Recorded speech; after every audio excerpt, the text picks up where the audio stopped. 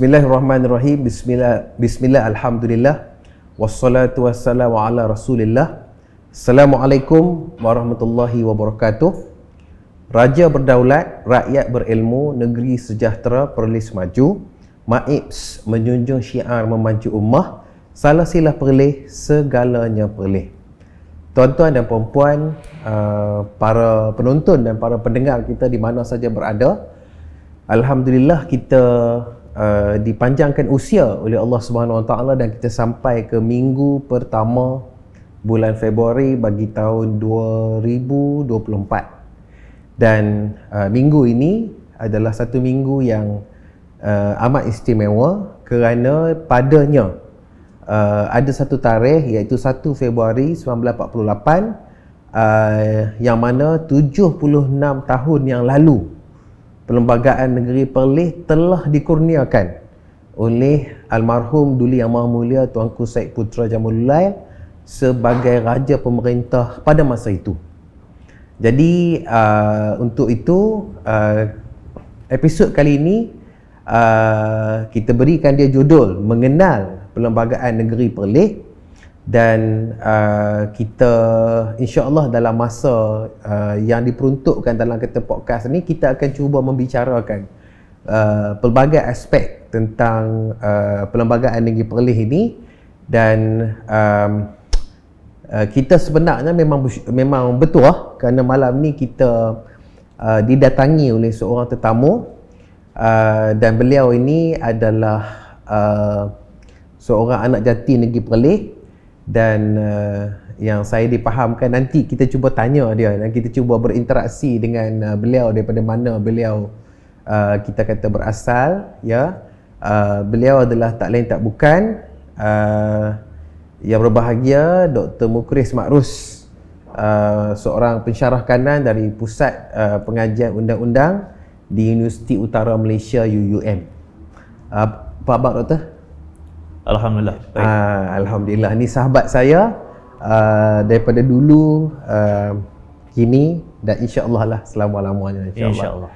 Jadi untuk pengetahuan para peminat dan para penonton yang kita mengikuti podcast ni, boleh Doktor ceritakan sikit latar belakang Doktor lah, bahawa kita kata berasal dari mana, sekolah di mana, dan kalau sebut tentang Perlis ini, macam mana Perlis itu begitu dekat di hati Doktor? Saya persilakan. Baik, terima kasih yang berbahagia Dr. Azman, sahabat saya. Bismillahirrahmanirrahim. Pertamanya saya ucapkan terima kasih sudi untuk menjemput saya ke episod ini. Jadi sebagai sedikit pengenalan, nama tu macam diceritakan tadilah, Chris bin Makrus. Makrus tu ayah saya lah, Makrus bin Abbas, orang Bohok Mali. Okey. Orang Bohok Mali, tapi mak saya orang Utan Haji. Kampung Surau. Kampung Surau, Utan Haji. Saya memang lahir tu di Kampung Surau lah. Memang lahir secara alaminya tu lah. Kira tak beranak di gedung? Tak beranak di gedung. Tak beranak di hospital? Tak beranak di hospital. Memang beranak di rumah lama. Maknanya disambut oleh Tok Bidan lah. Disambut oleh Tok Bidan. Memang tanah tumpah darah tak tahu lah.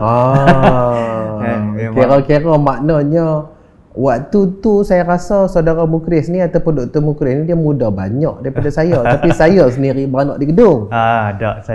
Saya di kampung. Jadi sebenarnya apa rahsia pada kata zaman tu sehingga mak dan pak atau mak dan ayah ni memilih kata tak boleh, dia kata anak ni kena beranak di rumah? Dia saya rasa saya seingat saya lahir tu beranak tu awal pagi.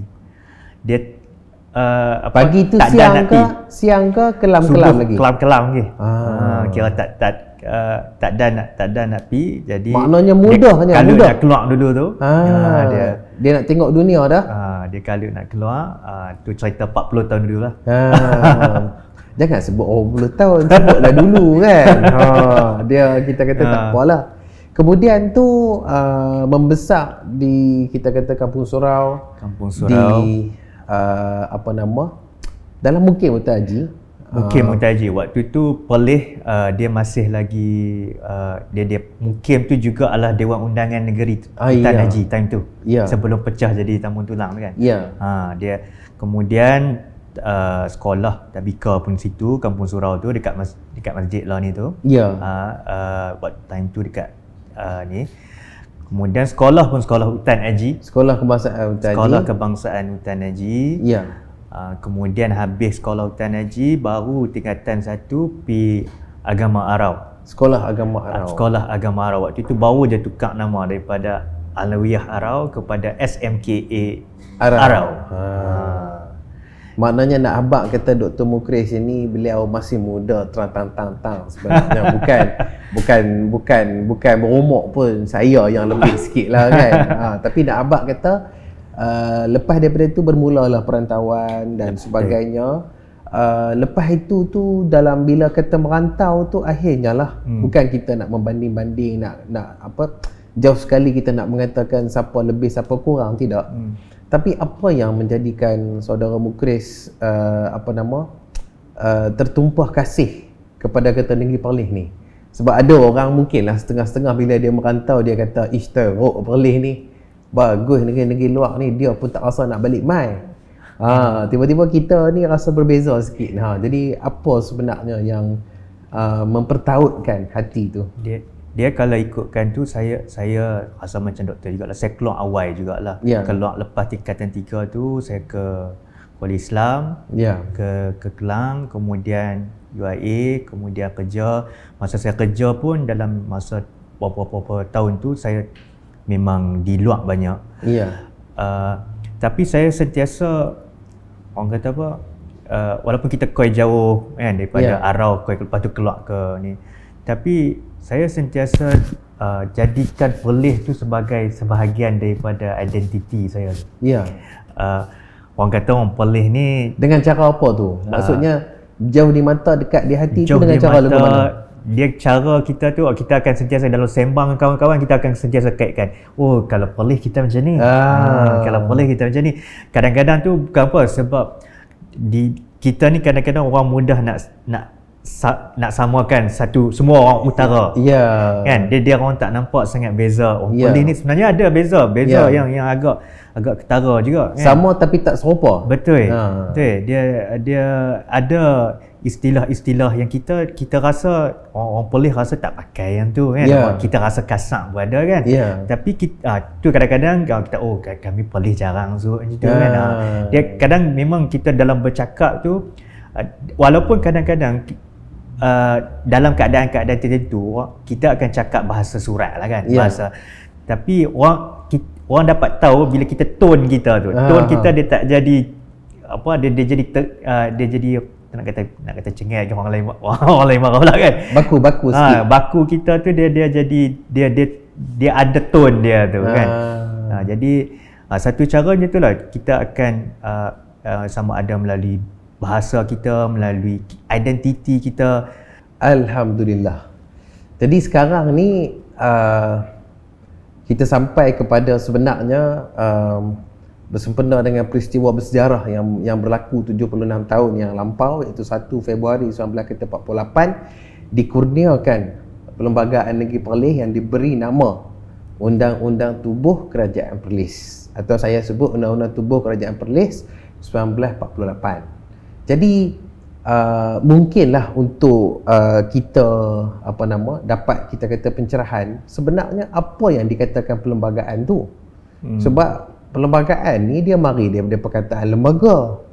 Kemudian lembaga ni pula kita duk baca buku cerita-cerita hantu masa kecil-kecil tu, dia kata macam tiba-tiba suatu lembaga hitam melompat ke dalam semak. Jadi sebenarnya apa yang dikatakan perlembagaan dan bagaimana perlembagaan ni sebenarnya adalah satu dokumen perundangan yang penting. Dipersilakan Dr. Mukris. Baik, terima kasih Dr. Osman. Menarik tu tentang perkataan lembaga kan. Lembaga. Sebab sekarang ni kita jarang dah pakai perkataan lembaga. Kalau dulu banyak lembaga dulu. Lembaga Elektrik Negara. Satu. Lembaga Padi dan Beras Negara kan. Satu. LPN. Jadi dulu banyak lembaga. Lepas tu kita dulu statutory body tu, kita panggil badan berkanun tu, banyak nama dia lembaga. Tapi termasuk sekarang ni juga lembaga masjid pun satu masa dulu ada. Maksudnya bila dia lembaga tu, dia menjadi satu badan, atau dalam bahasa ni dia corporation. Dia institusi. Jadi bila sebut perlembagaan itu, kalau dalam bahasa Inggeris dia constitution lah. Constitution. Kita duk biasa dengar perlembagaan yang menjadi terbentuknya suatu badan, suatu organisasi, suatu institusi. Kan kita duk dengar rukun negara. Keluhuran perlembagaan. Lembaga tu. Lembaga yang tu. Dia kadang kita duk biasa hafal keluhuran. Kadang saya tanya juga, apa maksud keluhuran tu? Saya tanya student kan. Kadang kita duk hafal. Tanpa kita perasan, bila kita tanya keluhuran tu apa makna dia? Sebab bila kita pakai istilah luhur tu, orang ingat luhur ni suci murni kot no. Tapi keluhuran perlembagaan yang dimasukkan di situ adalah the supremacy of constitution. Ketertinggian perlembagaan. Maksudnya dalam arti katanya perlembagaan adalah satu naskah yang paling tinggi, naskah sumber perundangan yang mengawal bentuk tata kelola bidang kuasa ni. Jadi negara kita ada perlembagaan persekutuan. Ada perlembagaan persekutuan. Tapi sebelum tu ingin saya tekankan, perlembagaan ni dia tidak semestinya bertulis. Dia ada banyak negara yang dia tak ada pun perlembagaan bertulis. Salah satu contoh yang terdekat dia adalah United Kingdom lah. Dia tak ada perlembagaan bertulis. Bahkan ada orang kata, orang sifatkan juga Arab Saudi pun tak ada perlembagaan bertulis. Dia hanya ada basic law, iaitu sangat minimum. Jadi bukan bermakna bila kita tak suratkan dia, kita tak, orang kata bahasa dia, kita jadikan dia secara bertulis tu. Dulu ni kita tak ada langsung tata kelola, kita tak ada langsung undang-undang yang mengatur perjalanan kerajaan tu. Tak ada. Tapi bila kita jadikan secara bertulis, itu memudahkan. Itu proses dokumentasi dia. Bukan makna kita diperkenalkan 1948. Sebelum tu dah. Atur cara pelantikan raja, semua tu difahami. Ada tukang-tukang dia, ada ilmuwan dia yang mengatur. Jadi dalam konteks soalan Dr. Azman tadi tentang fungsi. Fungsi perlembagaan tu. Apakah perlembagaan itu? Perlembagaan sebagai satu undang-undang tertinggi, tertinggi dalam sesebuah negara, dan dia pertamanya dia menggariskan bidang kuasa setiap institusi ataupun badan-badan pentadbiran dalam unit-unit pentadbiran dalam negara itu. Contohnya dalam negara kita, perlembagaan itu menjelaskan tentang apa yang institusi yang mentadbir, yang memerintah negara. Kita ada eksekutif, kita ada legislatif, kita ada eksekutif, legislatif dan judiciary, kehakiman. Jadi tiga benda ini, kemudian perlembagaan juga jelaskan bidang kuasa mereka. Itu yang pertama. Yang kedua, perlembagaan juga jelaskan terutamanya hak pemerintah dan hak yang diperintah. Hak rakyat lah. Jadi dia menjelaskan apa tanggungjawab pemerintah, apa juga tanggungjawab rakyat untuk negara. Itu. Dan yang ketiga, dalam konteks sebuah negara, terutamanya negara yang dibentuk dari bentuk persekutuan atau persatuan, dia juga menjelaskan hubungan antara peringkat persekutuan pusat dengan negeri-negeri yang membentuk persekutuan itu. Jadi ini perlembagaan, persekutuan dan perlembagaan itu memandangkan kita ini adalah daripada, kita bukannya sebuah negara republik yang semua satu unit. Kita adalah persekutuan, di mana negeri juga ada bidang kuasa dia, dan bahkan negeri-negeri ini wujud lebih dulu daripada persekutuan. Betul. Disebabkan itu, sebab itu kalau kita tengok, perlembagaan ni wujud lebih dulu daripada perlembagaan persekutuan. Perlembagaan perlembagaan Perlis tu sendiri yang kita panggil Undang-Undang Tubuh Kerajaan Negeri itu, dia wujud 1948. Makna kata dia wujud sebelum lagi Perlembagaan Persekutuan ada. Iya. Perlembagaan Persekutuan yang ada lagi yang Malaysia ni, yang selepas merdeka tu. Walaupun sebenarnya dia prasyarat untuk itulah. Tapi nak ceritanya sebenarnya sebelum tu dia setiap negeri tu asalnya itulah perlembagaan tertinggi dia. Kemudian bila masing-masing membentuk persekutuan dan itu diangkat mewakilkan kepentingan setiap negeri itu.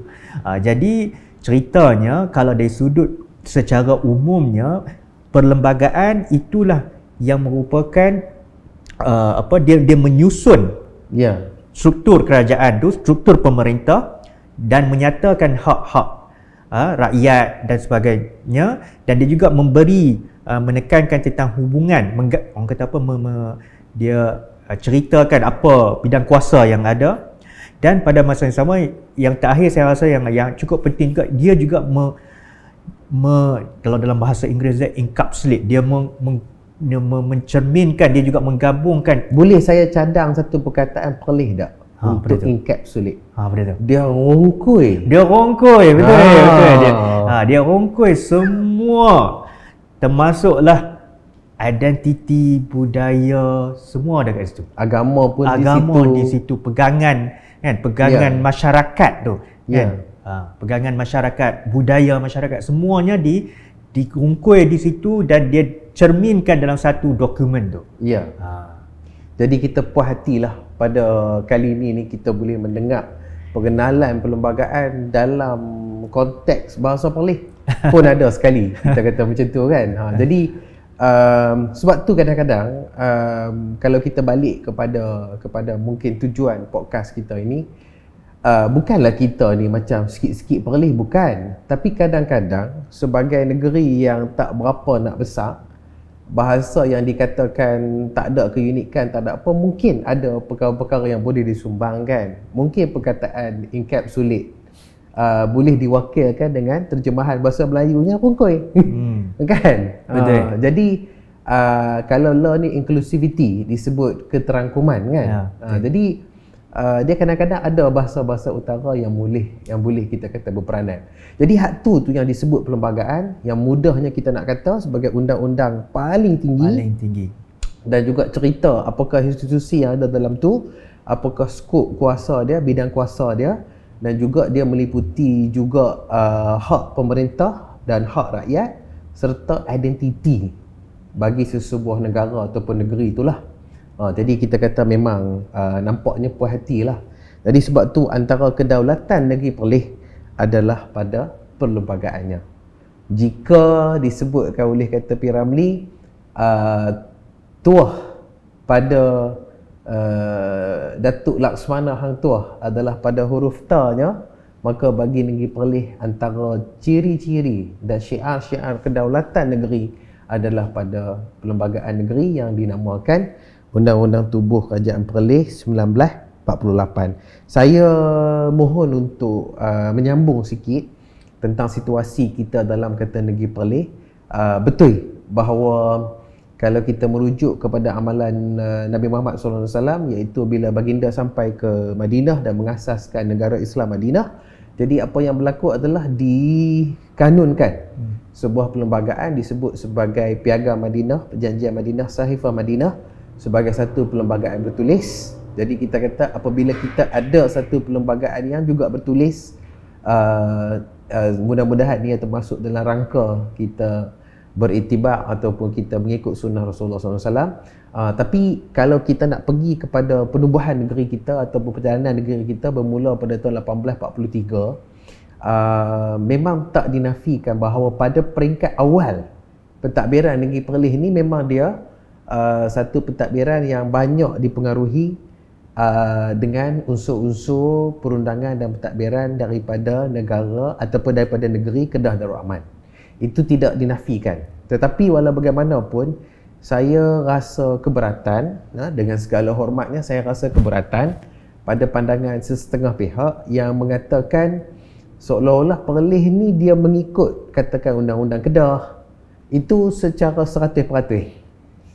Mungkin pada satu masa dia ikut juga, tapi sebenarnya lama kelamaan sedikit demi sedikit tu dia ada macam kita kata mewujudkan hybrid, mewujudkan apa yang ada dalam undang-undang tu, maka dia padankan dengan keadaan-keadaan semasa dan juga sebagainya, sebab memang sudah pasti apa yang berada dalam kata negeri Kedah tu tidak dapat diikuti sepenuhnya. Sebab kalau kata kita ni berat kita sekian-sekian, kita mungkin hanya perlukan kata sepinggan 2 pinggan nasi. Bila kita besar lagi mungkin kita perlukan seperiuk nasi contohnya kan. Jadi dengan keadaan tu pun sebenarnya kita kata berubah, dan ada beberapa contoh-contoh pentadbiran yang menunjukkan Perlis akhirnya melaksanakan suatu hybrid di atas landasannya sendiri, sedangkan negeri Kedah dia memilih cara yang lain. Jadi itu apa yang dapat kita katakan sebagai permulaan tentang apakah undang-undang yang ada dalam negeri Perlis sebelum era di mana adanya perlembagaan negeri.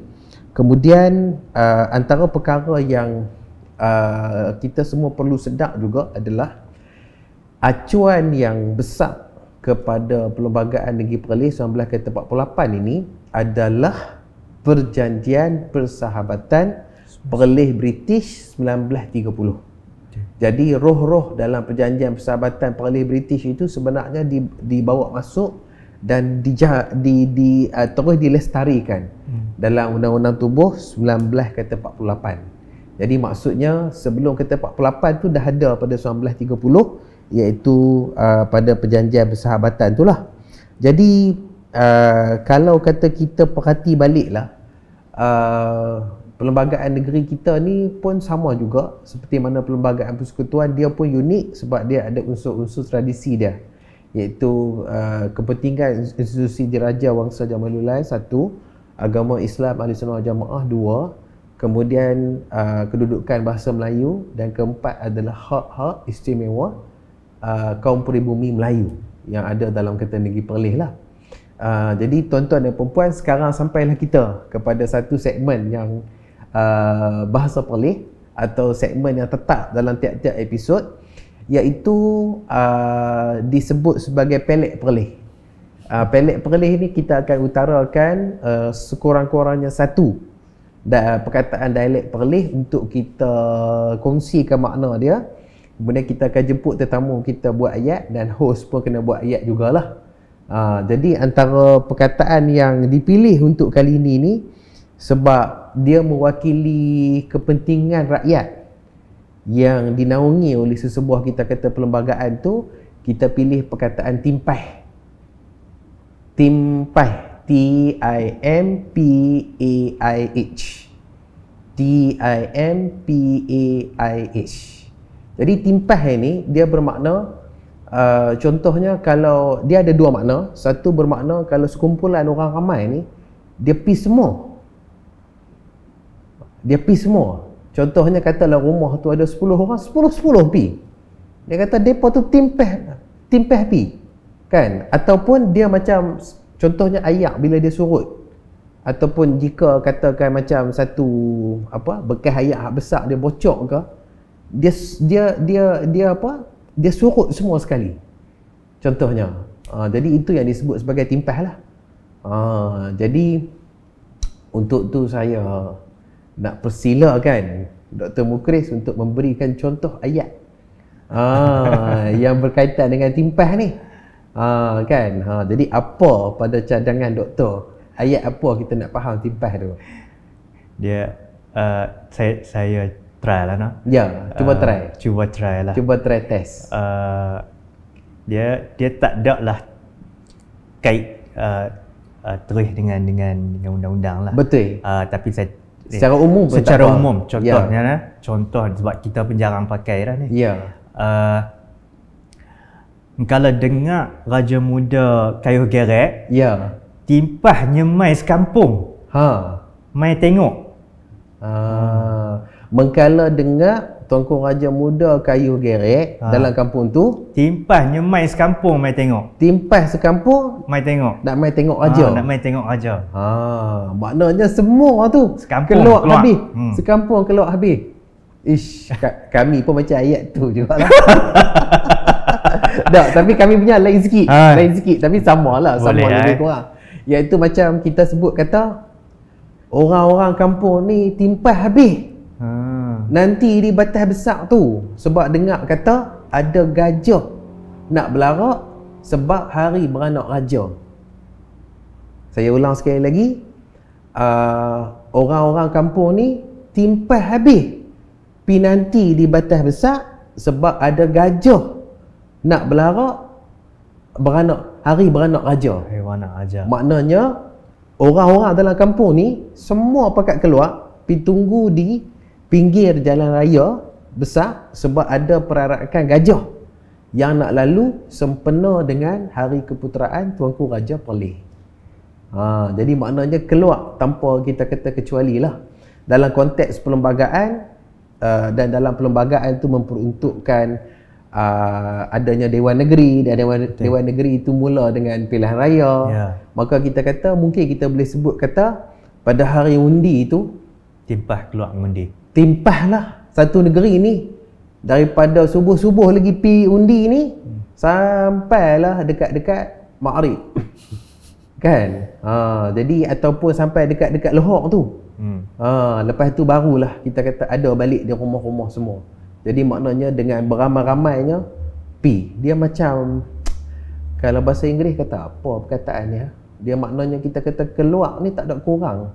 Dia maknanya dia macam Exodus.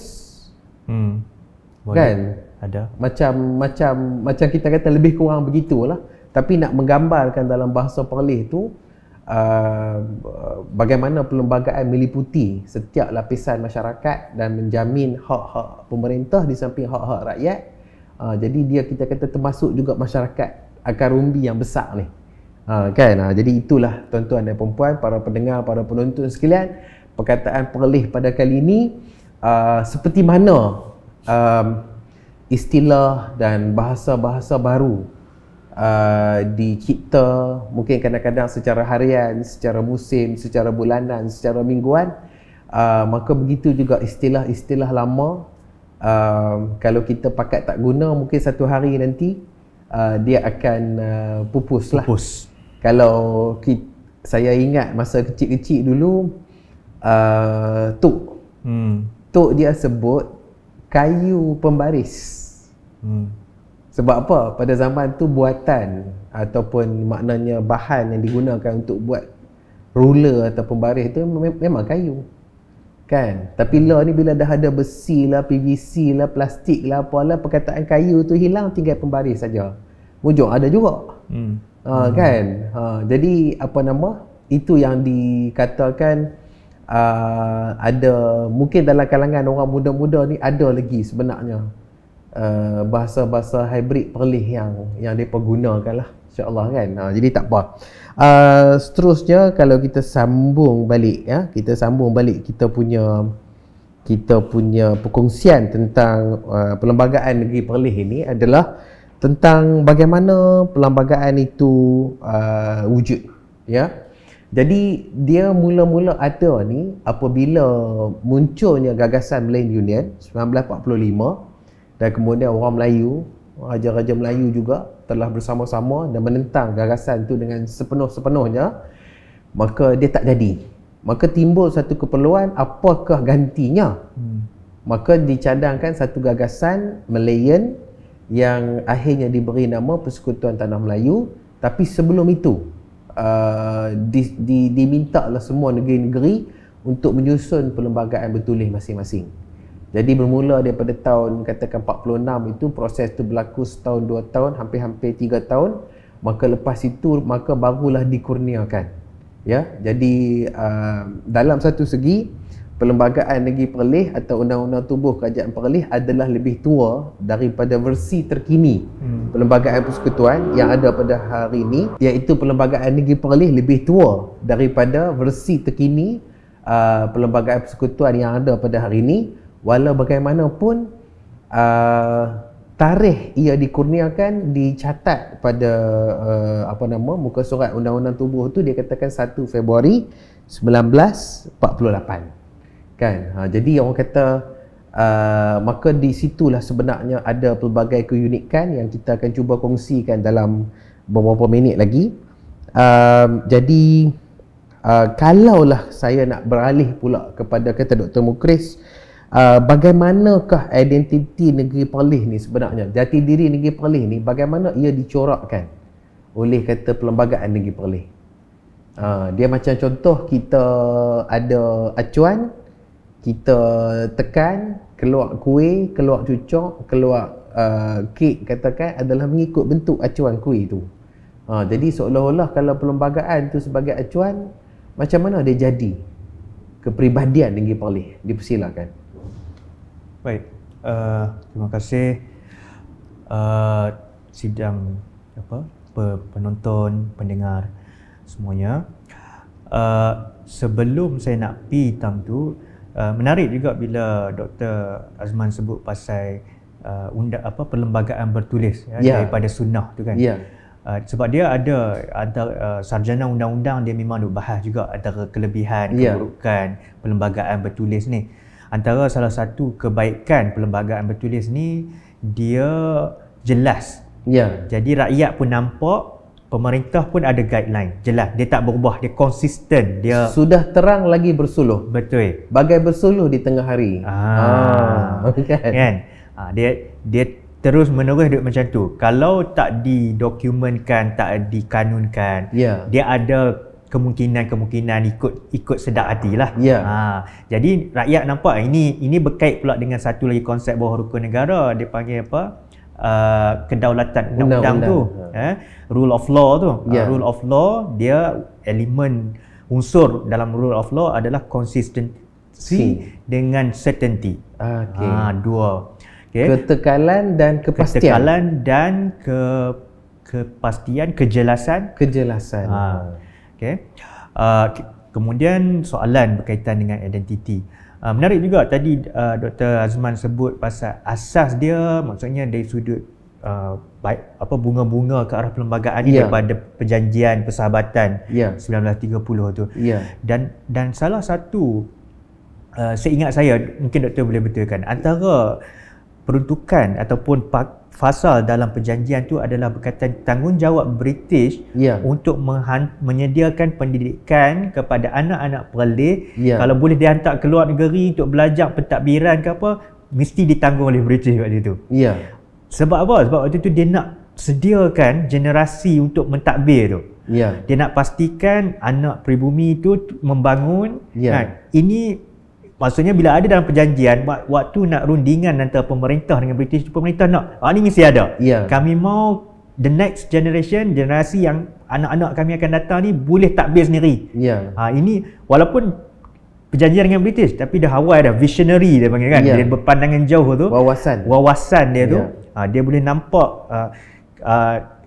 kita sedar, kita mungkin ada kurang lah ni, tapi kita mau masa depan kan, ke arah pentadbiran sendiri, mandiri itu mesti dibekalkan anak-anak kami dihantar mendapatkan pendidikan. Dia waktu itu pula dapat pula pengaruh daripada pergerakan kaum muda yang begitu mengambil berat tentang pendidikan tu. Itu dia ada roh dia di situ. Betul. Dan ini sebenarnya dia membawa kepada identiti juga perlembagaan kita. Dia membawa kesedaran perlembagaan bukan sekadar untuk urus jadi satu guideline macam tu je. Tapi dia ada roh dia. Kat situlah kita nampak dia letakkan kat situ ada unsur pertamanya kerajaan konsisten. Jelas. Maksudnya kita nak make sure kestabilan dalam perlembagaan tu sendiri dah jelas. Pemerintahan keluarga Jamalullah dan seterusnya di situ menjamin kestabilan. Kan, menjamin kestabilan dan secara tidak langsung, sebab kita negeri kita tak besar. Daripada orang kata besar, dia orang kata besar Kelemboi kan. Mungkin doktor boleh bantu kita sikit, bantu para pendengar dan para penonton kita. Kelemboi ni apa? Pasal apa disebut dia tu besar kata Kelemboi? Mungkin yang ni ada anak-anak muda yang tak apa nak faham Kelemboi ni apa. Sebenarnya saya sendiri pun tak tahu Kelemboi tu apa. Takkan tak tahu. Benda dalam benda. Dia yang saya tahu itulah, tapi saya tak tahu apa. Siput ke? Jadi maknanya dalam bendang khususnya lah, dalam kata negeri Perlis, Kedah pun ada, tempat-tempat lain pun ada. Tapi Perlis ni dia ada sejenis siput yang hidup dalam bendang, disebut siput Kelemboi. Siput kata kelemboi ni sebab duduk dalam selut. Contohlah kalau ikan, contohlah setengah-setengah ikan kita tilapia, kalau kita makan pun, bila dia makan rumput tu, daging dia rasa rumput tu. Jadi siput kata kelemboi ni dia duduk dalam selut. Dia kalau kita ambil masak pun dia ada rasa-rasa hak tu lah, sebab tu orang tak apa nak makan. Tetapi besar kata kelemboi ni merupakan satu ukuran, tak tahulah secara nak menghina ke nak membina ke, kita pun tak pasti, tapi nak habaq kata kecilnya boleh. Tapi kadang-kadang benda ni dia keluar kadang-kadang dalam bentuk yang macam nak apa? Macam nak potong semangat tu. Dia macam dia macam kata negeri besar kata kelemboi ada hati. Macam tu lah kan. Tapi maknanya kadang-kadang kita pun terima, tapi mungkin sekarang ada satu lagi peribahasa, the power of smallness. Dalam kekecilan itu ada kuasa. Jadi tak apa. Sila Dr. Mukris sambung sila. Sebab kita dan disebabkan oleh masyarakat kita yang ni, dia jadi hubungan pemerintah dengan rakyat tu dia akrab. Dia jadi akrab. Jadi kita identiti kita tu, kita pun memang kita proud dengan kita Perlis Raja kan. Dan kemudiannya dari sudut macam tadi Dr. Azman saya ada sebut pasal elemen unsur-unsur utama dalam perlembagaan. Adanya demokrasi, ini melalui pilihan raya, adanya dewan, ada dewan undangan. Kemudian dalam perkara dalam undang-undang itu sendiri sebut tentang Ahlussunnah wal Jamaah. Itu sebahagian bagi saya, itu sebahagian daripada identiti. Identiti pegangan jugalah. Betul. Pegangan kerana biasanya daripada pegangan itulah akan cerminkan identiti juga. Kemudian tentang hak-hak pribumi, hak-hak anak orang Melayu, macam mana disebut menjadi tanggungjawab raja. Dalam perlembagaan tu dia jelas, dia start dengan raja, kemudian di situ ada tanggungjawab raja. Dia bukan semata-mata, kalau kita tengok perlembagaan Malaysia dia terus start dengan hak-hak rakyat kan.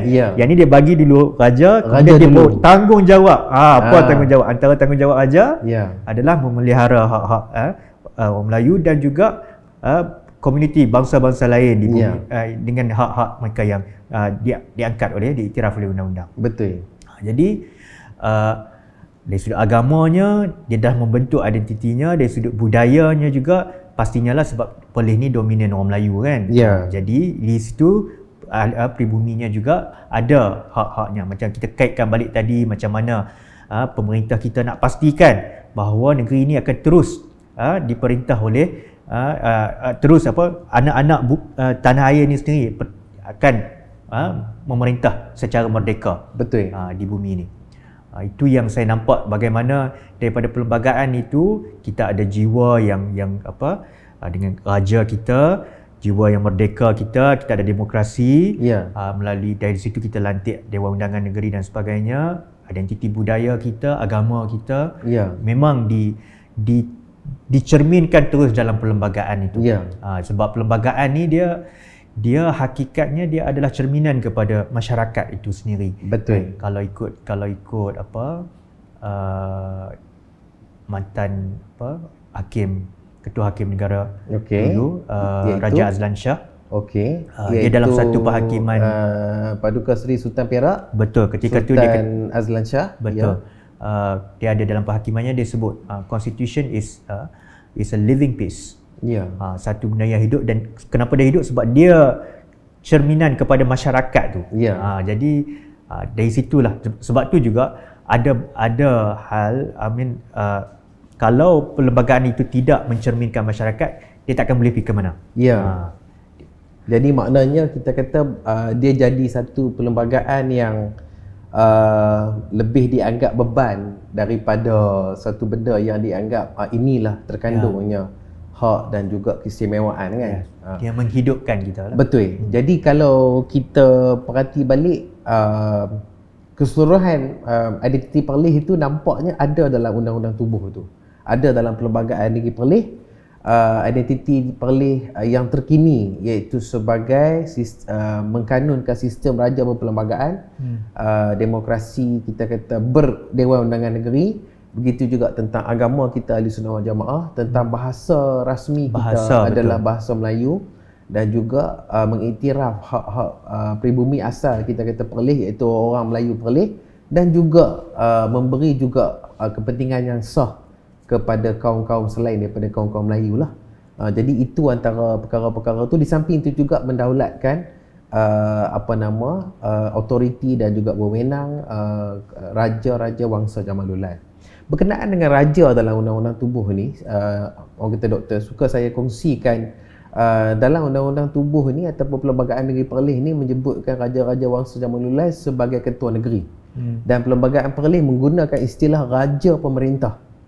Jadi maknanya dia tak sebut raja-raja saja, tapi dia digandingkan dengan satu perkataan raja pemerintah, iaitu nak menyatakan raja ni adalah ketua negeri, bukan ketua kerajaan yang dipilih setiap 5 tahun sekali mengikut pilihan raya umum dan sebagainya, tapi dia adalah ketua negeri. Begitu juga dia memperuntukkan Raja Perlis juga menjadi ketua agama Islam. Raja Perlis juga menjadi ketua tertinggi bagi adat istiadat Melayu. Raja Perlis juga berkuasalah baginda itu untuk memanggil sidang Dewan Negeri dan juga membubarkan atau tidak memperkenankan permintaan untuk membubarkan Dewan Ketua Negeri. Maka berkuasalah Raja Ketua Perlis juga untuk melantik satu ahli kepada Majlis Mesyuarat Kerajaan Negeri Perlis ataupun disebut sebagai Mesyuarat Exco. Dan daripada situlah kita kata Raja Perlis juga berkuasa untuk melantik seorang menteri besar yang dikatakan mendapat kepercayaan majoriti bagi ahli-ahli dewan. Begitu juga dalam kes-kes di mana sekiranya ada anak-anak Perlis yang tak tahulah, mungkin kerana nakai, mungkin kerana tenaya dan sebagainya, tetapi beberapa lapis mahkamah itu mendapati orang tersebut, individu tersebut layak menerima hukuman, kita kata contohnya hukuman mati atau hukuman gantung dan sebagainya.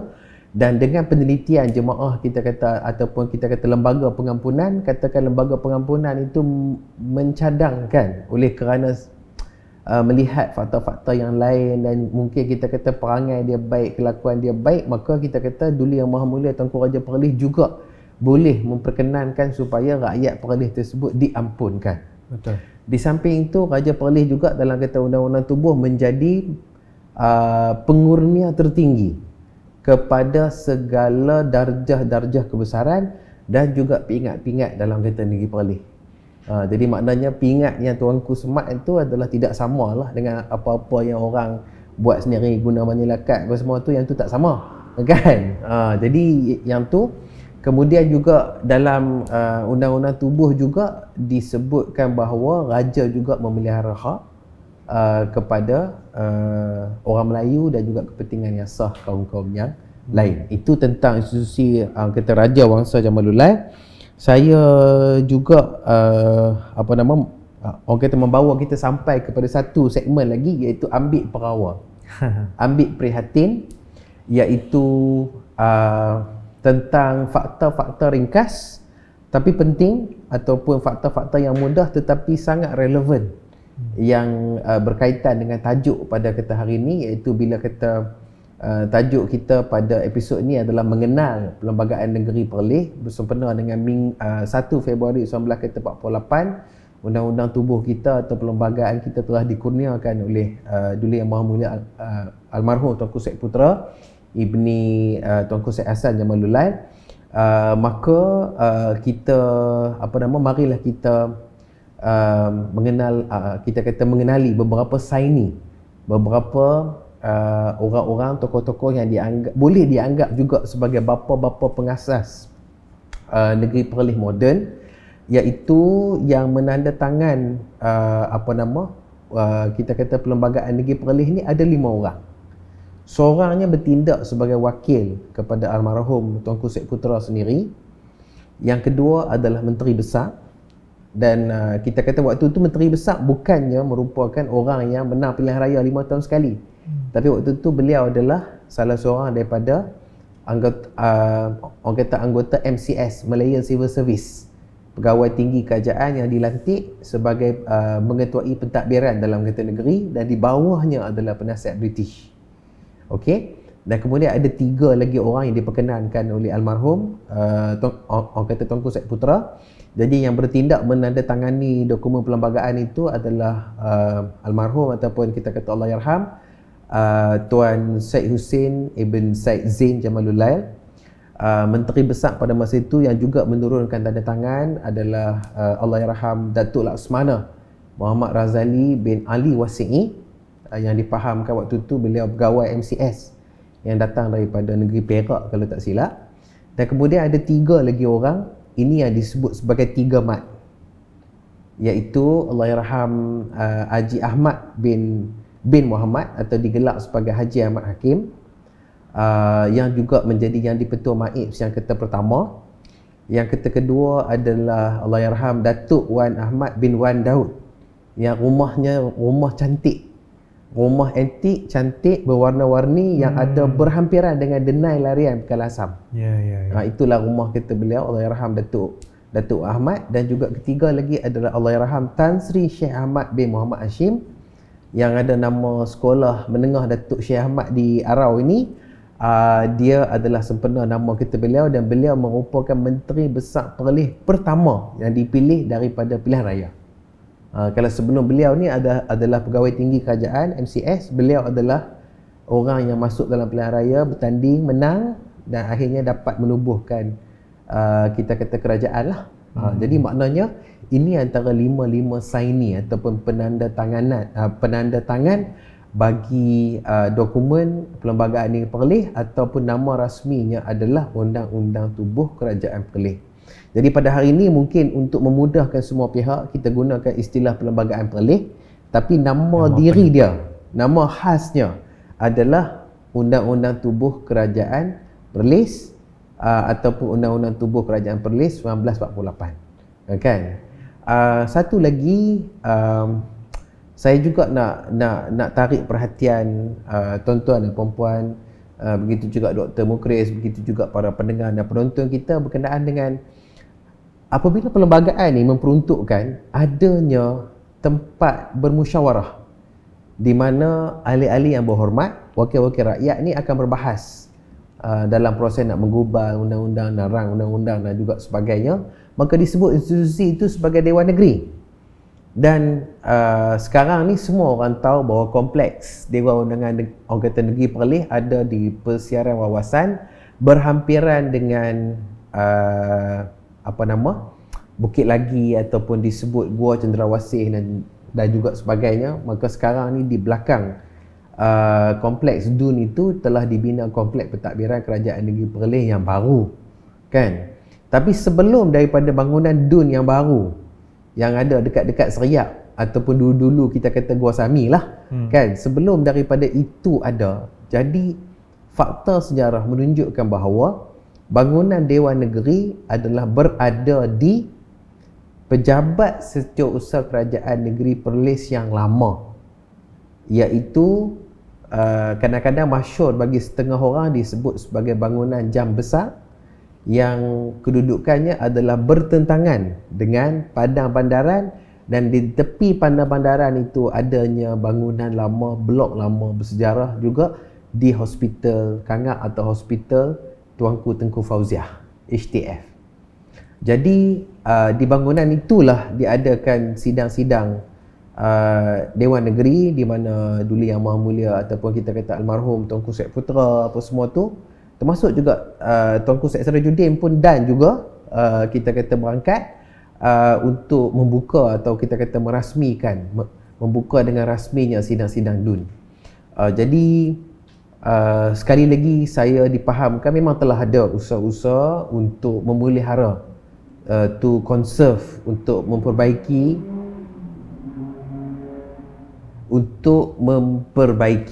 dan untuk kita kata mengindahkan semula bangunan Dewan Negeri yang lama itu. Jadi kita berharap mudah-mudahan usaha itu dapat dicepatkan dan dapat dilancarkan mudah-mudahan ia boleh dimanfaatkan oleh kita generasi muda, khasnya untuk mempelajari kita kata Perlembagaan Negeri Perlis ini dalam suatu setting atau suatu tempat yang kita kata bersejarah juga. Jadi mungkin keadaan sekarang ini perlu banyak usaha lah untuk mengindahkannya kita kata kembali, tapi kita nampak ini adalah sebahagian daripada sejarah negeri kita yang semua pihak perlu berganding tenaga dan perlu berusaha. Itu kenangan, dan ia menunjukkan bahawa kita sebenarnya tidak belajar daripada sejarah lah. Jadi itulah tuan-tuan dan puan-puan, para pendengar dan juga para kita penonton berkenaan dengan segmen Ambil Perawa kita. Segmen ambil kita perawa bagi kata episod ini. Saya nak tanya pula kepada Dr. Mukris, kadang-kadang host ni pula cakap banyak no, kan? Yang tu kita kata minta maaf lah no, namanya cakap banyak. Bagaimanakah Perlembagaan Perlis menjamin kesejahteraan rakyat, khasnya menerusi penubuhan Dewan Negeri, Pilihan Raya dan juga sebagainya? Bagaimana hak-hak rakyat itu dipelihara oleh kita Perlembagaan Negeri Perlis? Dipersilakan. Ya, baik, terima kasih Dr. Azman. Menarik tentang bangunan menara jam bangunan jam besar tu. Ya. Saya ingat saya masa kita sekolah menengah kot, kita ada apa-apa kenangan? Kita buat folio kan, kita buat folio sejarah. Ya. Saya pilih bangunan tu untuk buat cerita tentang bangunan tu. Folio sejarah saya memang cerita tentang bangunan. Masih tu wujud lagi folio tu? Kalau dicari mungkin sebab comel sangat cikgu tak bagi balik. Dia terlalu baik. Dia comel sangat cikgu tak bagi balik. Tak tahulah dia nak jadi contoh apa, tak cukup ke, contoh cukup ke, contoh bagus ke tak? Contoh yang bagus lah. Mesti bagus punya, insyaAllah. Tapi bangunan tu betul, dia bila kita tengok dia tu, sayang kalau kita tak betul-betul pelihara dan sebagainya. Dia macam, dia kalau kita ke macam doktor pun pernah jalan rata kan, kita pergi Eropah tu, kalau di England itu sendiri, dia memang setiap bangunan, setiap town hall dia tu memang inilah bentuk dia. Dia akan ada, dalam tu adanya pejabat pentadbiran, dalam tu ada mahkamah, dalam tu adanya council. Kan? Dan town council. Kan? Jadi dia memang konsepnya lebih kurang sama, akan ada jam kat situ. Sebab waktu tu nak selaraskan jam, itu semua ikut jam besar. Mahkamah tak akan bersidang selagi jam besar tu tak pukul 9. Jam orang lain tak kira. Jam atas tu jam betul. Jadi itu fungsi waktu itulah, sebab lah ni semua ada jam kan zaman tu, itulah dia. Jadi sayang kalau kita tak ni, mungkin kita rasa mungkin kerajaan ada ni, tapi diharapkan benda ni dapat mungkin dilibatkan smart partnership dengan sektor swasta, atau mungkin dengan syarat dia dapat memelihara dengan struktur yang betul lah. Kan kita tak mau nanti dia jadi corner kot lain pula kan. Dia dipelihara di situ, dia jadi sumber penceritaan sejarah yang hidup kan. Kita tak sebenarnya tunggu pi museum saja boleh, anak-anak boleh ni duduk depan tu boleh cerita anak-anak ni tahun ni kita dah ada bangunan ni kan. Jadi sayang kalau kita tak jaga. Berbalik kepada soalan yang ditujukan, bagaimana perlembagaan mampu menjamin kesejahteraan. Dia macam saya sebut tadi, pertama dia berbalik kepada fungsi asal perlembagaan tu, dia menjelaskan dengan jelas bidang kuasa. Jadi bila mana bidang kuasa itu jelas, masing-masing dia buat kerja dia. Buat kerja mengikut iaitu. Dia tak ada orang nak lebih langkau buat ni, sebab kalau bila dia langkau, orang ni buat kerja hang buat kerja aku buat kerja hang, jadi carta marba. Jadi bila orang dia ada position di situ, hak contohnya Dewan Negeri, dia ada kuasa dia tahu kuasa dia kan, dan kuasa dia ada part yang memang bukan kuasa dia, itu raja pemerintah punya. Ada part yang memang judiciary punya. Dalam perlembagaan kita pun sebenarnya disebut tentang kuasa kehakiman tu kan. Jadi ini macam berbalik pada yang kita sebut tadi lah, rule of law tu, kedaulatan undang-undang. Dan bila ada ketertiban ini, tata kelola negeri akan berjalan dengan baik, dan kestabilan. Kestabilan, bila mana ada kestabilan, kesejahteraan tu, rakyat akan kesejahteraan rakyat tu akan terjamin lah juga. Dan melalui contohnya apabila perlembagaan dengan adanya perlembagaan ini dia perkenalkan demokrasi secara tersusun. Rakyat suarakan kepada wakil rakyat dia. Kan, suarakan kepada wakil rakyat bawa angkat itu kepada Dewan Negeri. Kan, bila Dewan bersidang masalah-masalah rakyat sepatutnya rakyat yang diwakili itu kebajikan rakyat yang diwakili keseluruhan. Sebab bila demokrasi ni dia bukan tentang wakil parti je, dia parti tapi dia mewakili rakyat keseluruhan yang telah diwakil di peringkat DUN itu sendiri. Jadi sepatutnya dia ada layer tu, dan kita ni layer kita tak banyak. Jadi di situlah sepatutnya mudah nak suarakan. Wakil rakyat, nama pun wakil rakyat, dia bawa ke, dan pada masa yang sama juga selain itu kita ada daripada ke parlimen dan sebagainya. Tapi dalam konteks Perlis ni, negeri Perlis, wakil rakyat kita dari sudut konstitusinya, walaupun dengan yang tak ramai, kita harap dia dapat menjaga kebajikan. Wakil rakyat bukanlah semata-mata wakil rakyat tu nak kena keluar duit semua kan. Tapi wakil rakyat sebagai dia pertama dia menyuarakan masalah rakyat, dia angkat suara rakyat. Yang keduanya, dia membantu menghubungkan rakyat ni dengan jabatan yang berkaitan, agensi-agensi yang berkaitan. Jadi yang saya nampak itu. Dan satu lagi adalah dia berbalik kepada preservation. Dia mempertahankan citra diri negeri itu. Itu sebenarnya citra diri ni, dia ini yang memupuk kesejahteraan itu. Kan, bila mana kita jelas secara rasminya negeri begini, kan, jadi saling menghormati, kena hormat, kena hormat. Kejelasan menghadirkan ketertiban menghasilkan keseimbangan dan kestabilan. Betul. Dalam doktor telah rongkoi dalam satu ayat. Jadi hak tu mudah-mudahan saya pergi kono highway Changlun tu. Yang tu mudah-mudahan sekiranya semua pihak ini dapat, orang kata apa, menerima keluhuran perlembagaan, keluhuran undang-undang tubuh kita dengan jujur, ikhlas, dan melaksanakan, bertindak berdasarkan prinsip-prinsip tersebut. Kalau kita pun ada prinsip tak jujur, kalau kata perlembagaan itu sebelah kita, maka kita sokonglah. Kalau bukan sebelah kita, maka kita pun orang kata duduk fikir apa cara nak boleh pergi jahanam ni, apa cara nak, orang kata kita nak pindah lah, kita nak apalah, walaupun kita kata dia tidak semudah itu. Dan tidaklah kita kata melanggar roh ataupun semangatnya yang asal kan. Jadi tuan-tuan dan puan-puan, saya mohon untuk berkongsi sikit lagi berkenaan dengan agama dalam kata undang-undang tubuh. Iaitu dalam undang-undang tubuh ini dia memperuntukkan bahawa agama bagi negeri ada pada perkara 5. Agama bagi negeri Perlis adalah Islam, Ahli Sunnah wal Jamaah. Okey, yang tu dia dah kata begitu. Lepas tu perkara 6 dia sebut raja pemerintah adalah ketua agama bagi negeri, ketua agama Islam bagi kata negeri.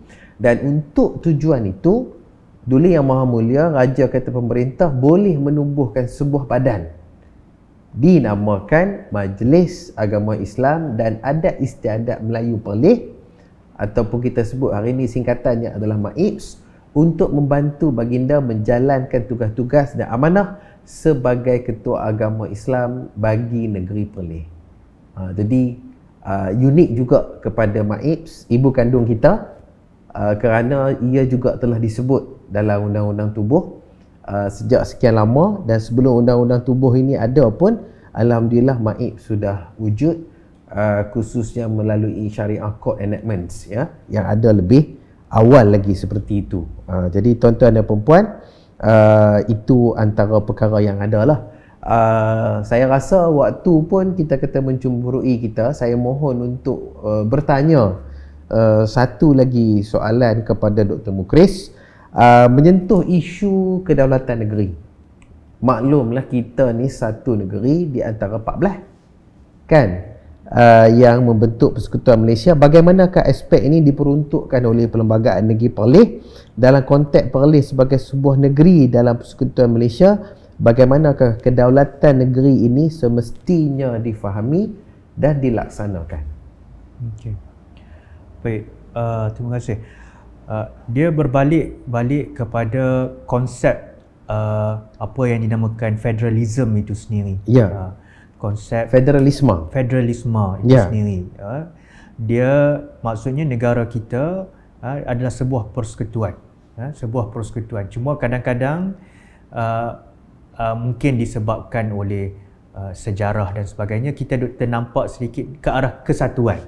Kita bukan kesatuan. Sebab tu dulu kita tak mau Melayu Union.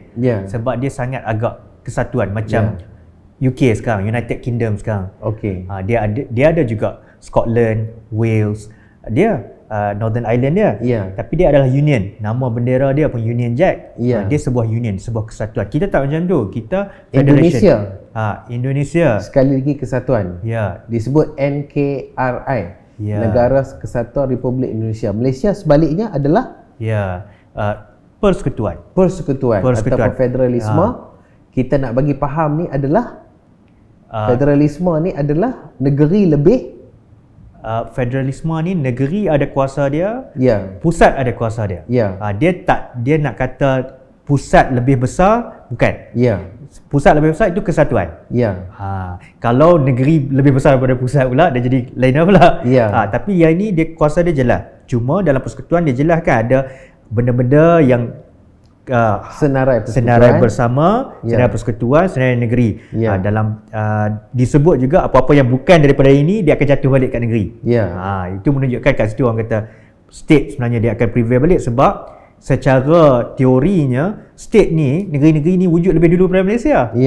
Jadi maknanya Perlis ada dulu daripada Malaysia, Kedah ada dulu, Kelantan, Terengganu, Perak, Negeri Sembilan, Johor, semua ada dulu.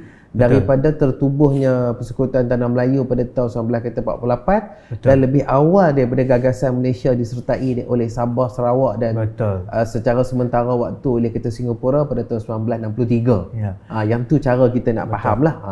Sila Doktor sambung. Dia konsep persekutuan, saya kira konsep persekutuan ni dalam perlembagaan, even perlembagaan persekutuan pun jelas. Walaupun ada orang nak kata nama kita Malaysia bukan Persekutuan Malaysia, tunjukkan ada itu ni perlembagaan kita sendiri pun nama dia Perlembagaan Persekutuan. Yang akan sah-sah kita sebuah negara persekutuan. Dan daripada situ kita boleh faham negeri ada hak dia. Negeri ada kedaulatan dia.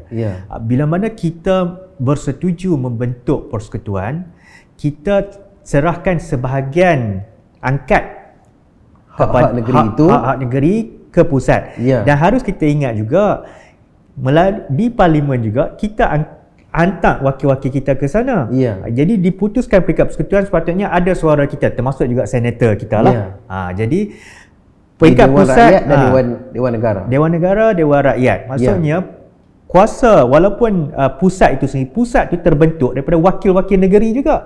Itu cerita dia. Sebab tu ada dalam banyak buku teks juga disebut bahkan dalam sebuah persekutuan kabinet pun sepatutnya perlu mengambil kira komposisi negeri.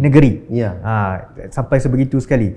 Dan nak menyatakan bahawa pusat itu sebenarnya dia adalah wakil daripada negeri-negeri itu. Dan cumanya kadang-kadang ni disebabkan politik dan sebagainya, bidang kuasa negeri itu seolah-olah semakin dihakis ataupun dipandang ni kan. Dalam banyak perkara lah, mungkin ada dulu orang kata kita jadi macam tu sebab kita parti yang sama kan, negeri dan pusat. Tapi sekarang ni kita dah mula bercakap tentang hak negeri, dan itu yang saya rasa patut disuarakan. Regardless kalau parti sama pun sebagainya, anda dipilih oleh rakyat di situ. Jadi angkat hak rakyat negeri itu ke parlimen, utamakan hak rakyat negeri itu berbanding parti yang selari itu belakang kira. Jadi dan kalau kata boleh saya tambah sedikit, utamakanlah hak-hak negeri kita mengatasi hak-hak parti. Betul. Saya persilakan. Betul. Jadi itu mana-mana parti pun sama kan? Apa saja parti, kita tak kata mana-mana. Kita maksudnya bila anda dipilih, anda dah angkat sumpah itu, anda mewakili negeri mewakili, sama ada anda senator ke, anda wakil rakyat parlimen ke, anda mewakili konstituen itu, bukan lagi orang yang mengundi anda sahaja. Jadi itu kena faham dari sudut itu. Jadi kuasa state yang itu kita kena sentiasa, saya rasa sama ada pentadbir, orang yang berada dalam kerajaan yang mentadbir negeri perlu sentiasa pastikan kuasa ini sentiasa dipertahankan. Sekiranya ada ada benda-benda yang perlu sebab kadang-kadang ni dia politik nak selaraskan ni. Kadang-kadang dia tidak kena fikir betul-betul.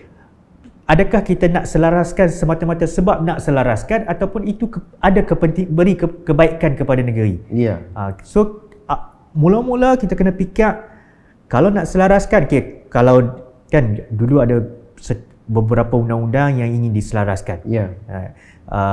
Undang-undang itu sepatutnya di bawah kuasa negeri, tapi disebabkan seolah-olah mudah nanti nak implement dan sebagainya, nak laksana, jadi kita buat selaras. Tapi persoalan pertama bukanlah semata-mata nak selaraskan untuk memudahkan kerja persekutuan, kerja pusat, tapi persoalan pertama yang perlu kita tanya, adakah ini memberi kebaikan kepada rakyat negeri itu?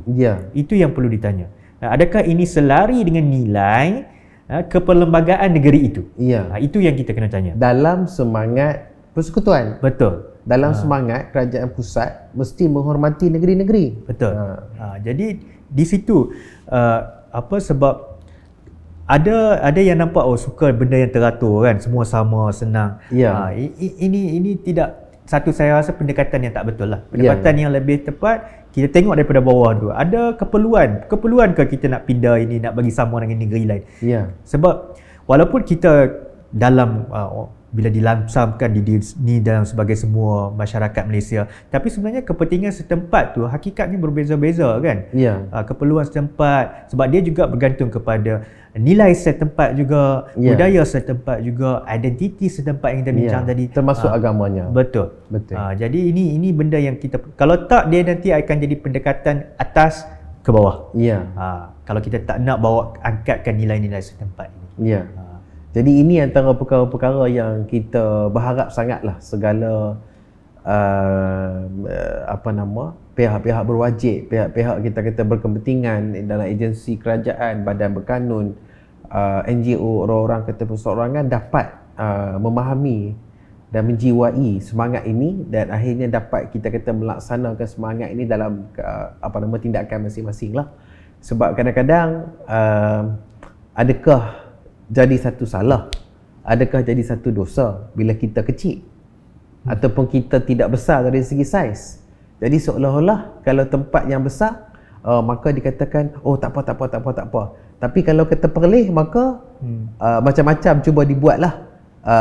Ibarat kita kata dia jegil lah, dia duk acah-acah rotan lah. Kalau kita tak mau jalan akan dipukul belakang kita lah dengan alasan kita kecil. Tapi sebenarnya bila kecil pun berhak, besar pun berhak. Kita kata masing-masing ada hak dia, ada tempat dia masing-masing.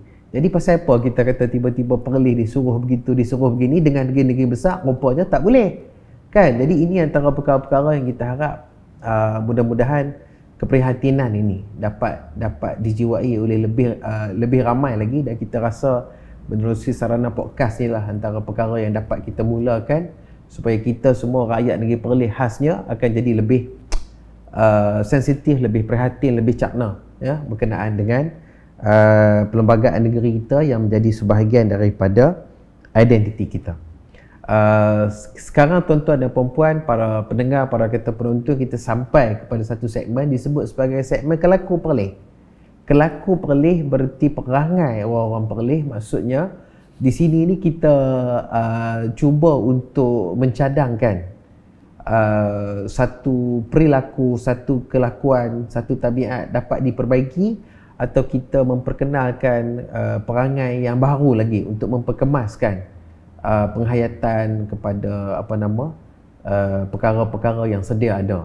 Jadi soalan saya sebagai Kelaku Perlis ini, bagaimanakah kita nak menjadikan cita-cita di mana rakyat Perlis menghormati dan menjunjung keluhuran perlembagaan negeri ini sebagai satu kenyataan?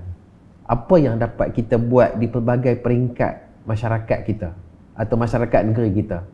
Saya persilakan Dr. Mukris. Dia usaha untuk, pada pandangan saya lah, usaha untuk orang kata apa, merakyatkan perlembagaan itu, merakyatkan ataupun memasyarakatkan perlembagaan itu. Dia sebab dulu orang nampak perlembagaan, akta ni biar orang undang-undang je cakap. Bila dah jadi nak kena ke tangkap ke, kena mahkamah ke, baru boleh jumpa. Tapi sepatutnya dalam keadaan apabila masyarakat kita ni ramai-ramai, rata-rata mutu pendidikan kita dah meningkat. Semua orang pergi sekolah, semua orang dah, kebanyakan dah pergi mendapat pendidikan yang cukup. Jadi sewajarnya masyarakat patut ambil tahu. Maksudnya institusi-institusi juga patut bukan saja perkenalkan perlembagaan persekutuan yang memang sentiasa, sekarang ni saya nampak dah mula dibincangkan.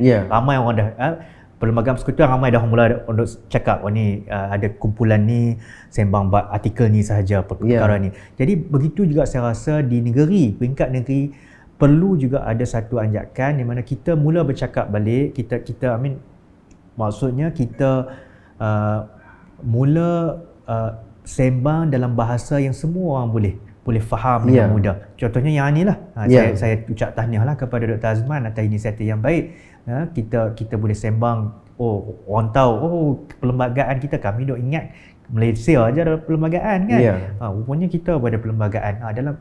Sebab benda ni tidak dimasukkan dalam, kalau ada mungkin sebut sekali-sekala dia kot dalam pendidikan, dalam silibus sukatan pendidikan kita. Tapi bila kita mula bercakap dan orang tahu, benda ni dalam perlembagaan, bila orang tahu, orang kenal, kalau tak dapat nak cinta pun orang hormat. Kita hormat maksudnya, benda dah lama, maksudnya bila dah lama, maksudnya dia mesti ada kepentingan. Ada kepentingan, orang tak letak tahun tu saja-saja nak bagi ni. Jadi bila kita dapat, masyarakat dapat hargai ini, dia dapat, dari situ dia akan menimbulkan rasa saling menghormati. Jadi cara-cara yang saya nampak, kita banyakkan perbincangan, sama ada mungkin di peringkat sekolah juga ataupun peringkat sentiasa, sebab biasanya kalau kadang-kadang kita selalu juga duk sebut tentang peruntukan tu saja kan, Ahli Sunnah wal Jamaah tu memang kerap disebut kan, memang di kuliah-kuliah masjid pun ada disebut juga, tapi boleh dibincang banyak lagi. Dipertingkat lagi, banyakkan lagi kepada yang lain pula. Jadi baru orang, sebab orang duk ingat sama. Setiap negeri sama kan. Tak semestinya, tak semua benda yang sama.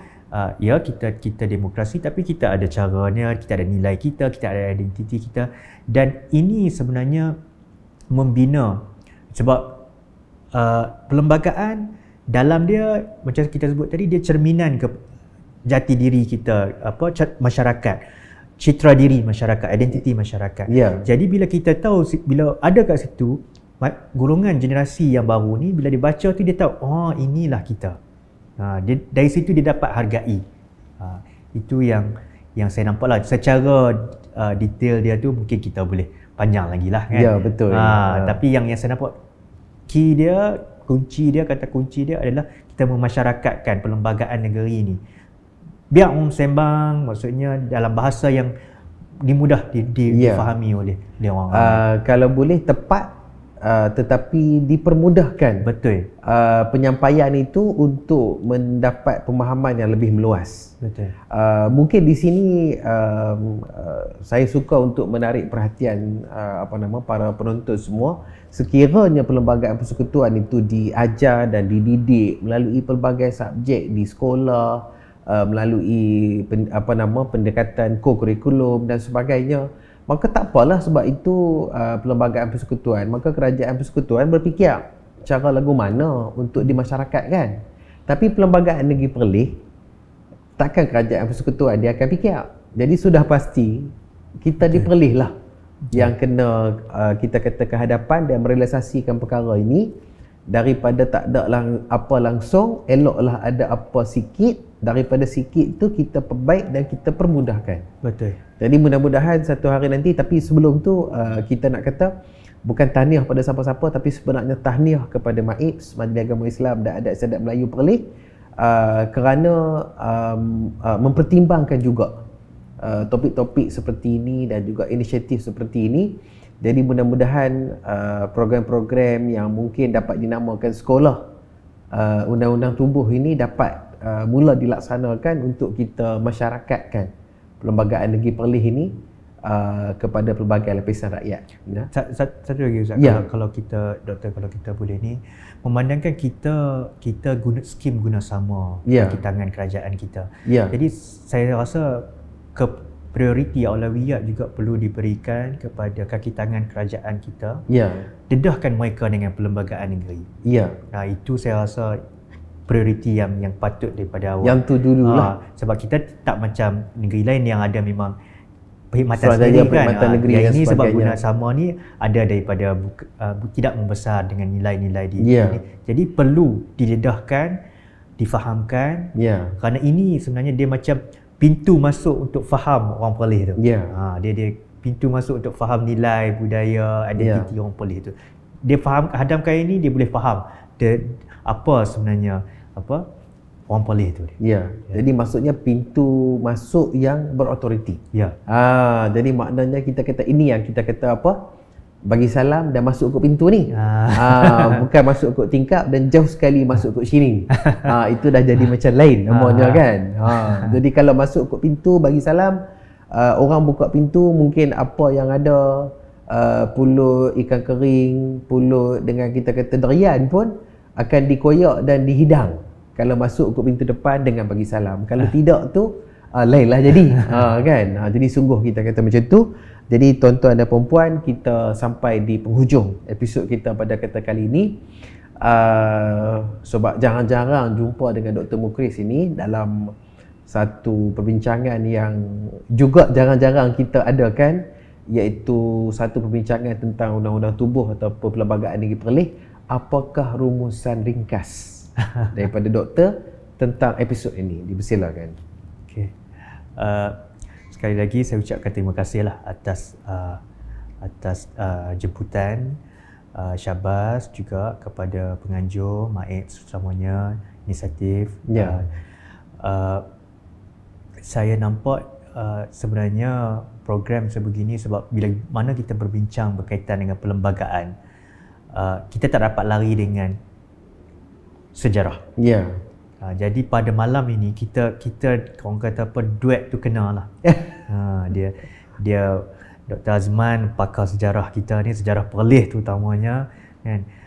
Minat saya dengan perlembagaan Perlis, dengan undang-undang Perlis ni memang sebagai kita, sebab macam saya sebut tadilah sebab jadi satu perbincangan yang saya pun belajar banyak sebab macam saya kata tadilah, kita nak faham perlembagaan sebab perlembagaan ni suatu yang macam saya sebut tadi, suatu yang hidup.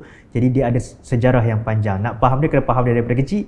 Kan, dia membesar macam mana, dan di situlah saya rasa ini satu wadah yang cukup baik, mengharapkan para pendengar, penonton semua mendapat manfaat dan terus untuk sebagai orang kata titik mula untuk terus lepas ni cuba nak cari tengok kan apa lagi sebahagian besar ini yang uniknya Perlis ni kan. Perlembagaan macam saya sebut tadi, dia dalam tu semua ada. Dia ada identiti, citra diri masyarakat ini.